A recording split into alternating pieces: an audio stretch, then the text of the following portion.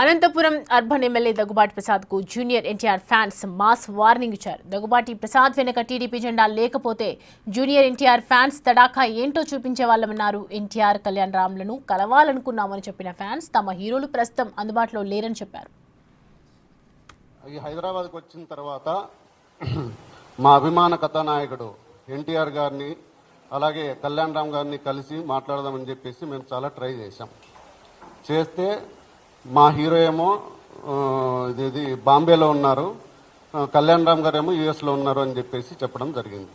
మా నందమూరి కుటుంబ సభ్యులు అయినటువంటి శాలిని అమ్మ గారిని ఇన్ని మాటలు అన్నా కూడా మేము ఇంకా ఎందుకు ఎంతో కొంత ఇదిగా ఉన్నాము అంటే ఆ దగ్గుపాటి ప్రసాద్ అనేవాడి వెనకల మా నందమూరి తారక రామారావు గారు స్థాపించిన తెలుగుదేశం పార్టీ జెండా కనిపిస్తోంది.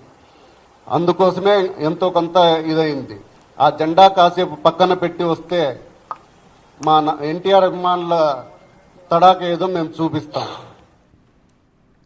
తమకు తల్లి లాంటి జూనియర్ ఎన్టీఆర్ తల్లి శాలినిపై వివాదాస్పదంగా మాట్లాడటం దారుణమన్నారు అభిమానులు. నోటికి ఎంత వస్తే అంత మాట్లాడారంటూ ఆవేదన వ్యక్తం చేశారు. ఇక తమ ప్రెస్ మీట్ కూడా అడ్డుకోవాలని కొందరు చూశారంటూ ఎన్టీఆర్ అభిమాని నరేందర్ చౌదరి ఆగ్రహం వ్యక్తం చేశారు. ఉన్న మా నందమూరి అభిమానులందరూ, నందమూరి ఎన్టీ రామారావు గారి అభిమానులందరూ ఒకటే ఘోష, ఒకటే బాధ, ఒకటే వేదన, ఒకటే ఆవేదన.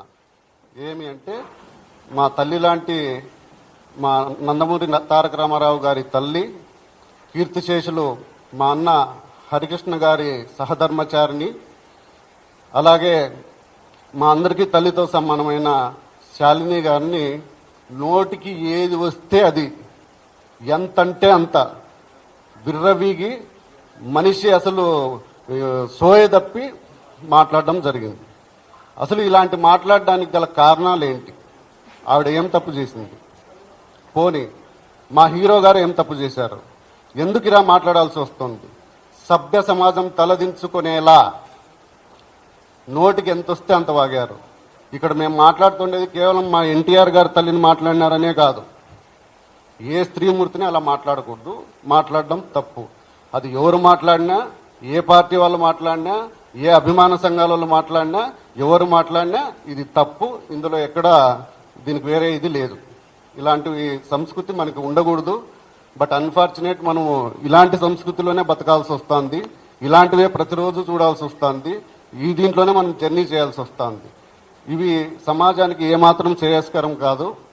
ఇవి ఇంతటితో ఆపేస్తే మంచిది అని మా మనవి.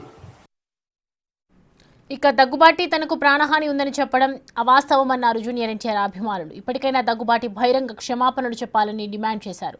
లేకపోతే దేశవ్యాప్తంగా ఆందోళనలు చేస్తామన్నారు. ఇక దగ్గుబాటి ఇంటి ఎదుటైనా ధర్నా చేయడానికి వెనకాడబోమని హెచ్చరించారు.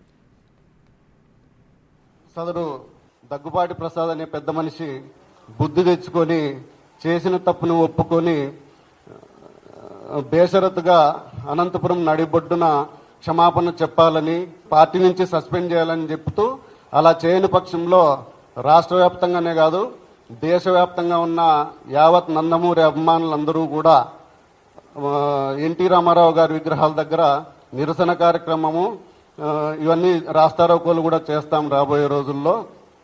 అప్పటికీ చెప్పకపోతే మాత్రం దేశవ్యాప్తంగా ఉన్న ఎన్టీఆర్ అభిమానులందరికీ చలో అనంతపురం అనే పిలుపు ఇవ్వబోతున్నాం.